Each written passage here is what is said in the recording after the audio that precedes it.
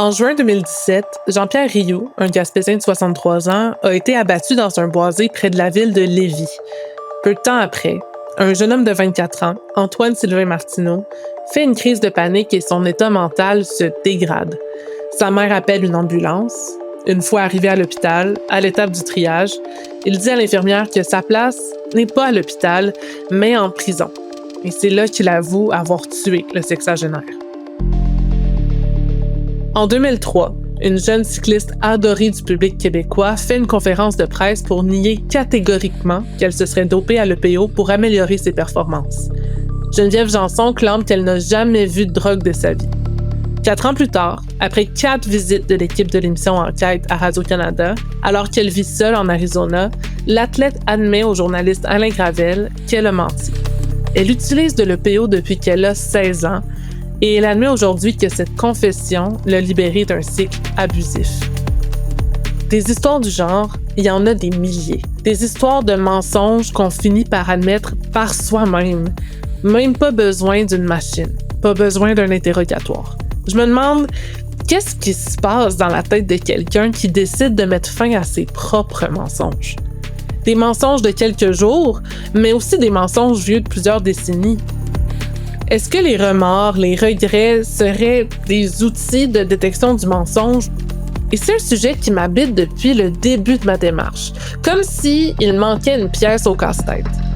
Les confessions. Je m'appelle Camille Lopez et je vous invite à découvrir avec moi ce que ça prend pour arrêter de mentir. L'art de mentir et de s'en sortir ou pas. Épisode 6, la confession. Avertissement, cet épisode traite brièvement d'abus sexuels sur une personne mineure.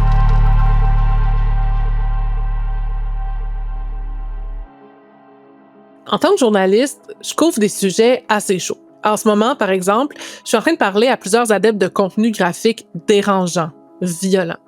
Puis, pour maximiser mes chances d'avoir des propos intéressants dans mes reportages, il faut que je puisse leur garantir l'anonymat. À visage caché, les gens s'ouvrent sans retenue. On m'a admis très récemment, par exemple, aimer regarder des gens mourir dans des accidents de voiture, sous un pseudonyme, bien sûr. C'est incroyable ce que l'anonymat peut faire dire à quelqu'un.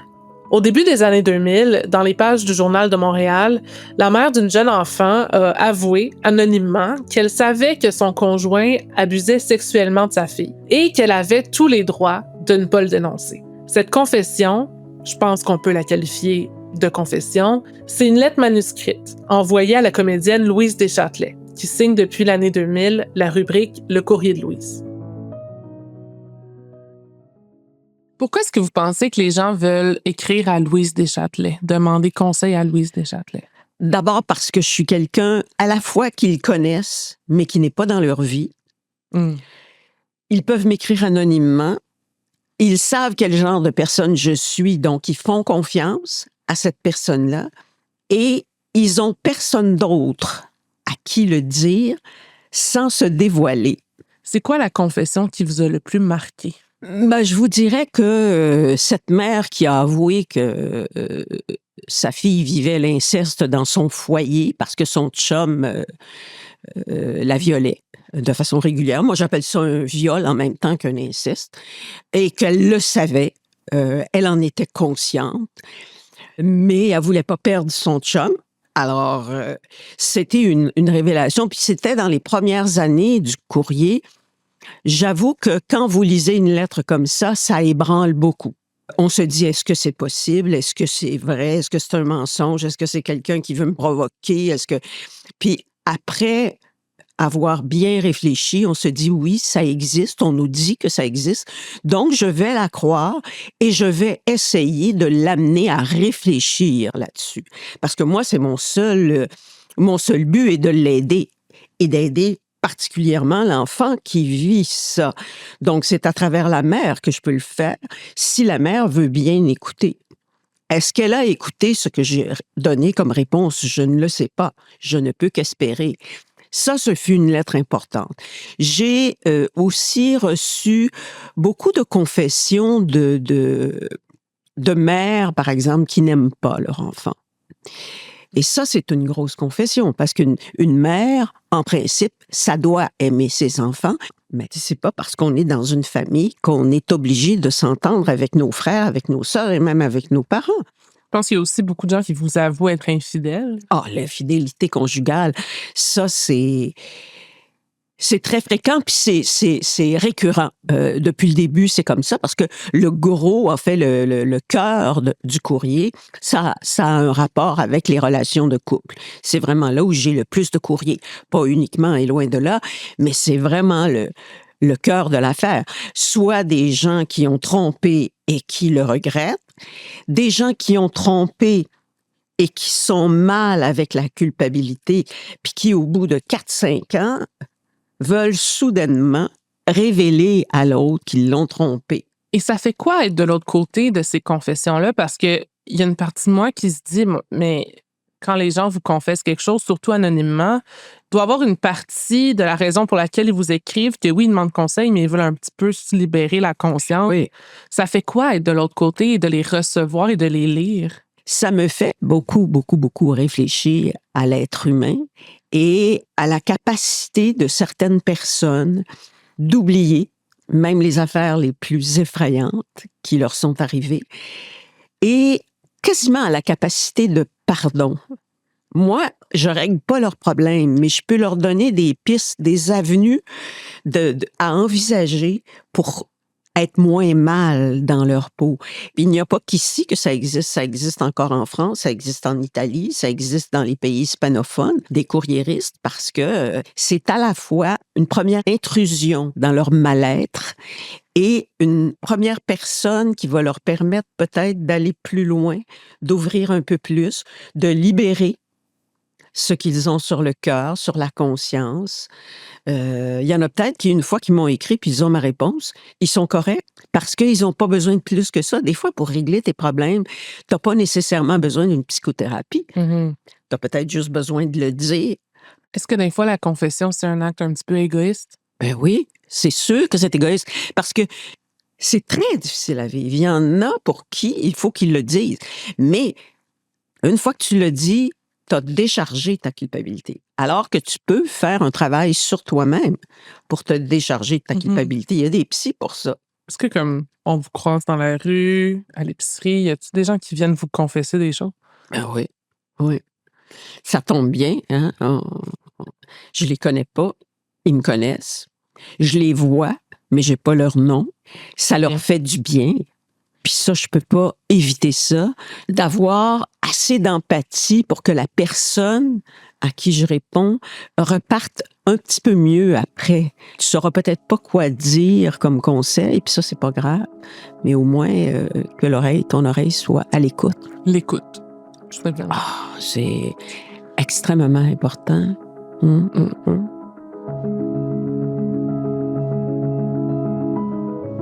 C'est quand même assez spécial de vouloir se livrer à une inconnue, mais pas assez proche, et même de lui confesser des crimes abjects. Et ce que je veux savoir, moi, c'est qu'est-ce qui se passe dans la tête de quelqu'un qui confesse un mensonge? Et pour ça, j'ai parlé à Christine Groux, présidente de l'Ordre des psychologues du Québec. Évidemment, il y a autant de cas de figure que d'individus, hein, mais de façon générale, en fait, c'est beaucoup le fait d'être en conflit avec soi-même. C'est beaucoup le désir de se voir comme une bonne personne, le désir de soulager sa conscience, le désir de soulager d'une culpabilité qu'on porte. C'est aussi d'enlever l'émotion négative qui vient avec le sentiment de trahison. C'est de se soulager affectivement, mais c'est aussi de se soulager cognitivement parce que mentir, c'est lourd en termes de charge cognitive et c'est lourd en termes de charge affective. Donc, il y a toute la lourdeur des deux côtés, mais il y a surtout le sentiment d'être en conflit avec soi-même puis en conflit avec ses valeurs. Puis ça, c'est très inconfortable. Quand quelqu'un garde un mensonge très, très, très longtemps, là, qu'est-ce que cette personne-là vit, le cumul des années? Puis j'imagine que ça s'alourdit encore plus. Ça dépend beaucoup de la gravité, de l'intensité du mensonge. Puis ça dépend beaucoup de qui est concerné. Plus on a des sentiments de loyauté, puis on a une relation proximale avec une personne, ou encore on a une valeur forte ou une appartenance par rapport à un groupe, plus ça va être difficile. Mais des fois, les gens n'ont pas le choix. C'est-à-dire que, tu sais, il y a plusieurs motivations au mensonge. La première motivation, c'est souvent d'éviter des représailles, donc d'éviter une conséquence négative, soit pour soi, soit pour autrui. Puis l'autre conséquence, c'est des fois pour protéger quelqu'un d'autre. C'est-à-dire, on peut vouloir se protéger soi, mais on peut vouloir protéger quelqu'un d'autre aussi. Ou encore, on peut vouloir protéger le secret de quelqu'un d'autre. Parce que quand quelqu'un nous confie un secret puis qu'on le porte, la personne partage un peu, si vous voulez, sa culpabilité, mais il y a souvent un facteur de protection, soit de soi-même, soit d'autrui, soit d'une cause, soit d'un groupe. Le mensonge est lourd à porter parce que ce qu'on cache, c'est soi. Donc, c'est comme si on occulte une partie de soi. Et c'est comme si la façon de se montrer aux autres n'a rien à voir avec ce qu'on est. Donc, ce qui est lourd à porter, c'est l'écart, si vous voulez, c'est la dissonance entre ce que les autres voient et ce que nous sommes vraiment. Alors, c'est une question vraiment d'identité. Ce que les autres aiment, c'est pas moi, finalement. Est-ce qu'il y a un moment où les remords, la culpabilité, c'est quasiment une surcharge cognitive, puis ça nous pousse à dire la vérité? Y a-t-il un moment où est-ce qu'on n'est plus capable de le tenir et il faut confesser? Ben, c'est sûr que la charge émotive, la charge cognitive, puis l'impact sur les relations, mais l'impact sur le self-esteem, l'estime de soi, sont énormes. Ouais. Puis c'est souvent là que la prise de conscience doit se faire. C'est souvent la souffrance, le mal-être sur le plan psychologique, c'est un moteur de changement, c'est un moteur de remise en question. Puis c'est pas toujours facile. Alors, il faut vraiment que la sanction intérieure soit pire encore. Et c'est souvent ça qui arrive. C'est comme si la pire des sanctions, c'est celle qu'on s'inflige à soi-même.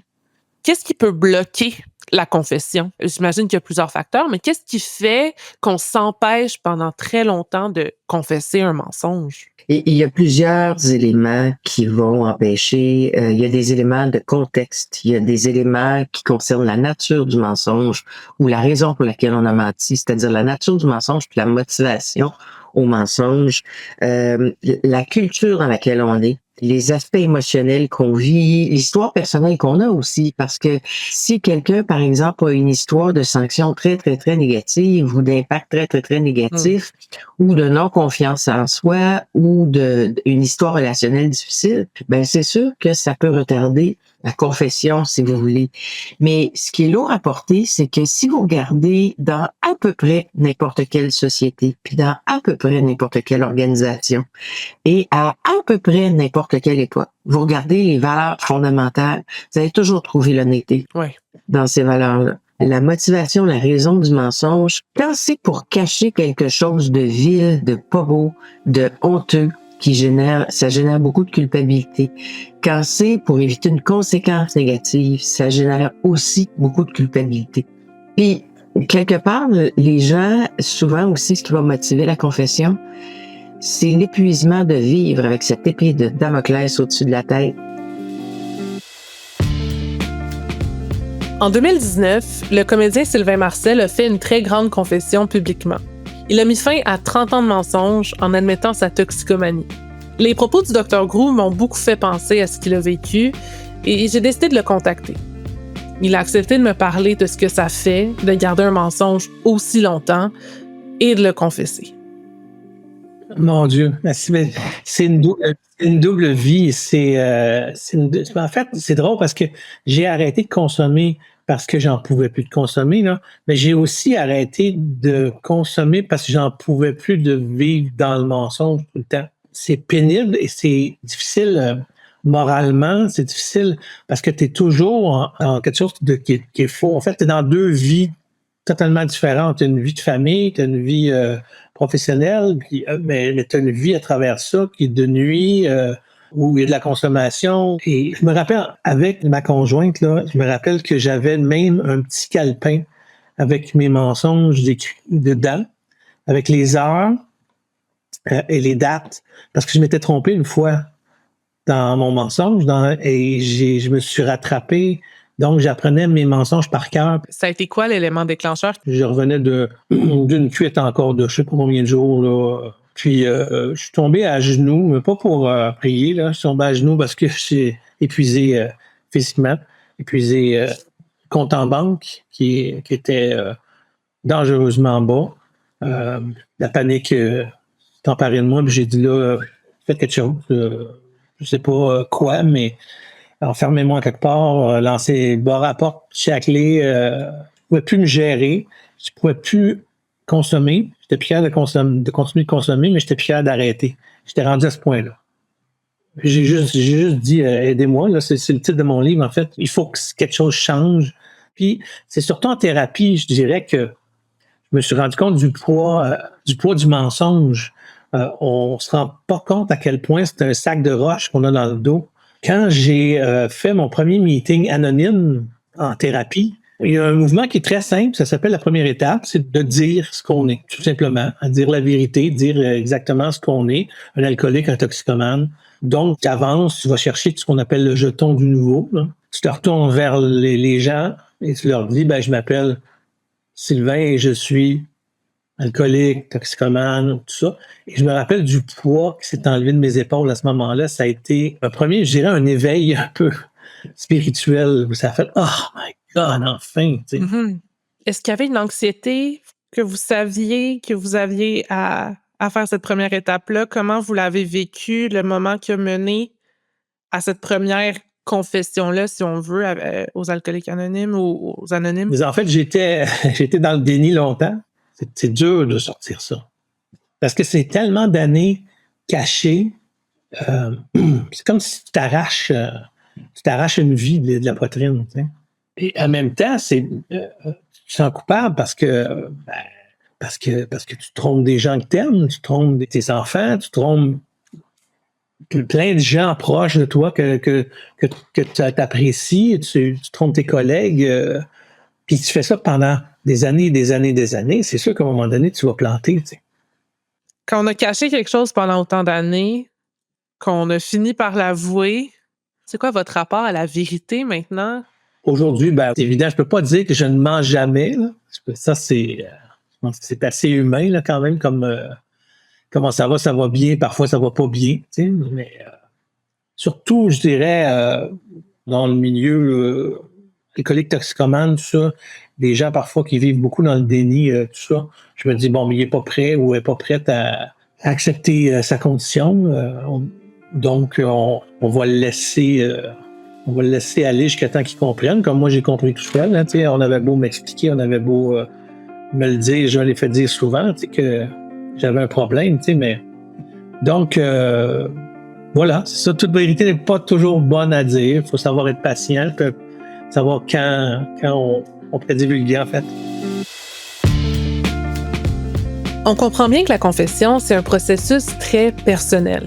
On le fait avec des amis, avec la famille, des professionnels de la santé quand c'est nécessaire, parce qu'on est prêt à le faire. Et la Dr Gros rappelle qu'il existe 3 types de confession. Il y a 3 contextes où on voit la confession à travers les cultures, à travers le monde. Le premier, c'est dans un contexte religieux. Le deuxième, c'est dans le contexte psychothérapeutique. Puis le troisième, c'est dans le contexte de justice pénale. Mais il y a 2 de ces 3 contextes-là où la confession vient avec une sanction. Et ça, il faut en parler avec Nadine Deslauriers-Varin, la directrice du programme de doctorat en criminologie à l'Université Laval.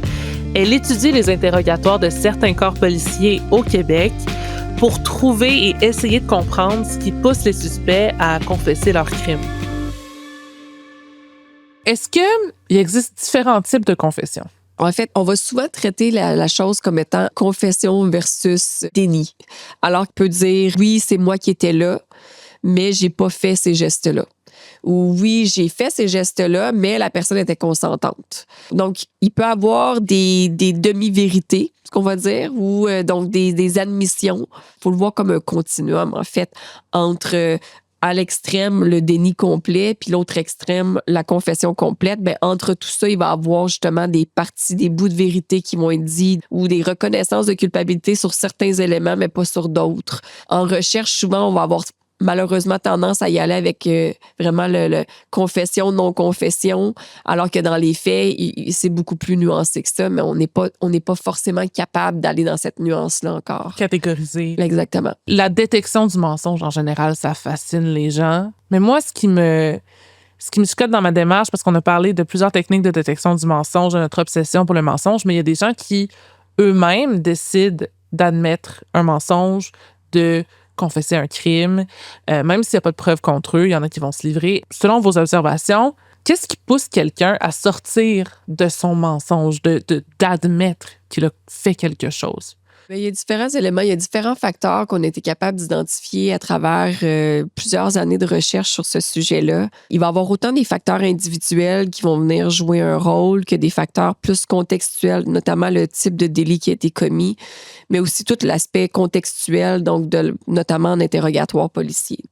Les gens qui ont un passé criminel, des gens qui ont déjà passé à travers le système, qui connaissent un peu la game, qui savent ce qui se passe, qui savent comment le policier va interagir avec lui, ce que le policier, c'est quoi son intérêt. Donc, des gens qui sont passés à travers la chaîne pénale vont avoir beaucoup moins tendance à collaborer. Ça, c'est sûr.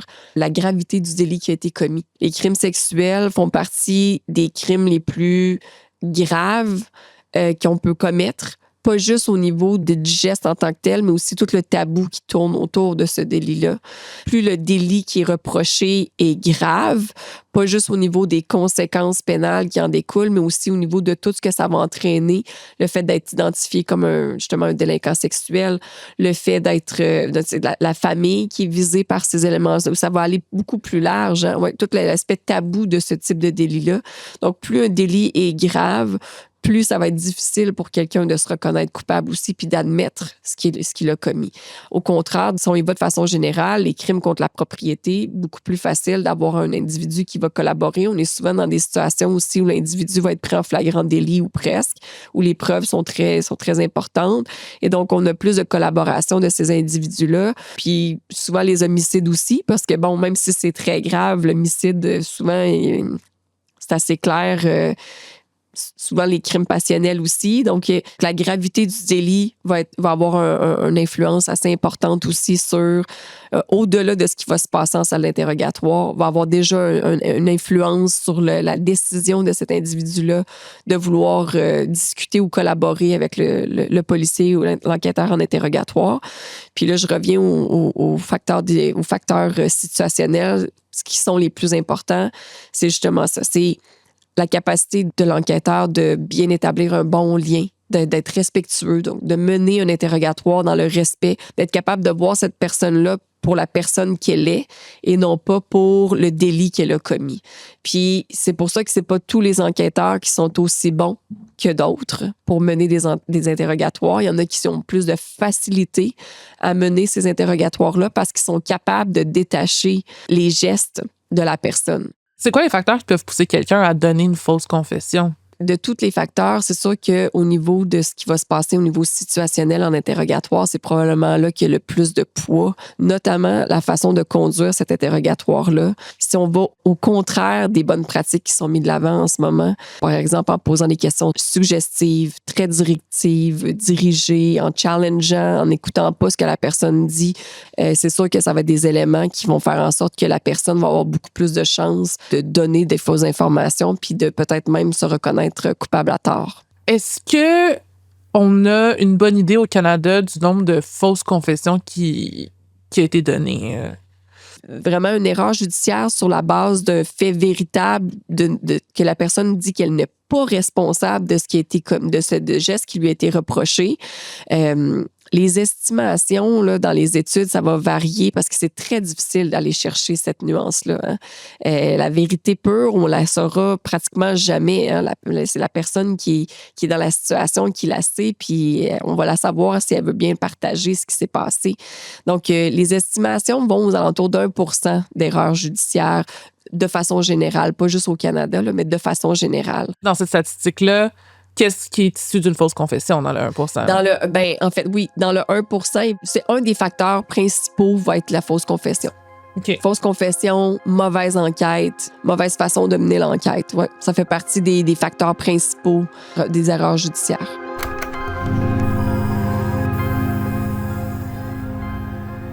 On est en 2024, on vient de découvrir les technologies qui ont été créées grâce à l'intelligence artificielle comme ChatGPT.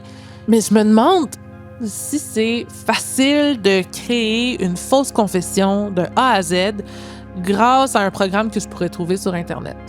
OK. Donc là, je suis sur Google et je tape « Créer un clip audio intelligence artificielle ». Ah, OK. Bon, je vois un site qui me propose un abonnement à $1. Libérer le pouvoir de notre technologie de pointe pour générer un clip audio réaliste captivant dans une panoplie de langues. Bon, ben pourquoi pas? Il faut que je fournisse un clip audio d'au moins 1 minute de la voix de ma victime. Bon, ben je vais me jeter moi-même dans la gueule du loup, on dirait. Je vais chercher un reportage qui est disponible sur YouTube pour avoir un échantillon de ma propre voix. Et aujourd'hui, je vais animer la formation qui va te montrer comment toi aussi, tu peux enquêter sur les informations trompeuses qui circulent pas mal en ce moment. Une petite note sur mon parcours. J'ai commencé à m'intéresser à la désinformation. OK. Bon, il me reste à choisir la langue, français, et à écrire le texte que je veux faire dire à moi. Okay, je vais essayer de trouver une confession qui est comme improbable, mais pas trop compromettante. Mettons, je pense que je le sais. Je suis déjà rendue à la dernière étape. Il reste juste à générer le clip audio. OK. Et c'est créé. Ça m'a pris moins de 5 minutes en tout, puis ça m'a coûté $1. On écoute. Alors moi, en tant que journaliste qui étudie et analyse la désinformation depuis maintenant 7 ans, je dois admettre que je crois fondamentalement que la Terre est plate. Je sais que c'est dur à croire, mais je me dois de me confesser. J'ai pas de mots, je suis vraiment ébranlée. Je veux dire, j'en ai entendu là, des deepfakes dans les dernières années, mais il y a quelque chose dans le fait d'entendre sa propre voix, de dire quelque chose que j'aurais jamais dit de moi-même et que le rendu soit aussi réaliste. Et moi, j'étais convaincue que ça sonnerait un peu comme Siri ou comme Alexa, puis que ça serait un peu robotique. Oh my God! Je suis complètement ébranlée, là. Ça vient de changer ma perspective sur beaucoup, beaucoup de choses.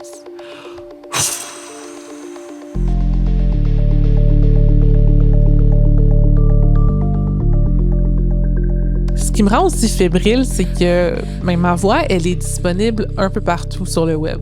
Vous pourriez, vous aussi, me faire dire n'importe quoi, puis ça vous coûterait moins cher qu'un café. J'ai pas le choix de me demander si ce genre de technologie va changer notre définition de ce qu'est une confession, puis même une preuve béton. Si ça m'a pris si peu de temps à reproduire ma voix de façon aussi fidèle, est-ce que quelqu'un pourrait me faire avouer un crime que j'ai pas commis? Un mensonge gênant?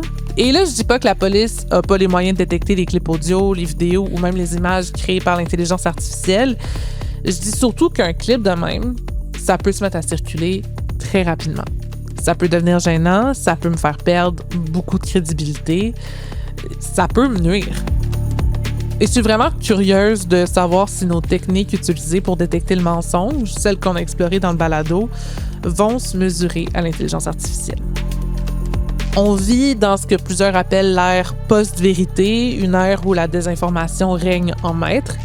Et l'intelligence artificielle, ça vient effriter notre perception de ce qui est un mensonge et de ce qui est la vérité. Au début de ma démarche, je voulais savoir si le détecteur de mensonges fonctionnait. Une question qui me paraissait simple, mais qui m'a amené à découvrir 5 autres techniques de détection du mensonge. Et je ressors de cette spirale informationnelle avec beaucoup plus de questions que de réponses. Et avec une perception très différente du monde qui m'entoure puis de comment tout ça fonctionne. Je note aussi qu'on n'est pas tous égaux dans le mensonge. Qu'il y a des gens qu'on va croire au premier regard et d'autres, à cause de leur statut, de leurs origines, de leur sexe, qu'on va jamais croire. Peu importe la technique utilisée pour les faire parler. Parce qu'on l'a vu, il y a des failles à tous nos outils de détection du mensonge sans faute. On est prêt à manipuler, on est prêt à se fier à des techniques qui sont parfois douteuses, prêt à torturer, humilier. Et maintenant, j'ai pas le choix de me demander si on est prêt à faire tout ça au nom de la vérité, jusqu'où on est prêt à aller pour mentir? Jusqu'où on est prêt à aller pour mentir?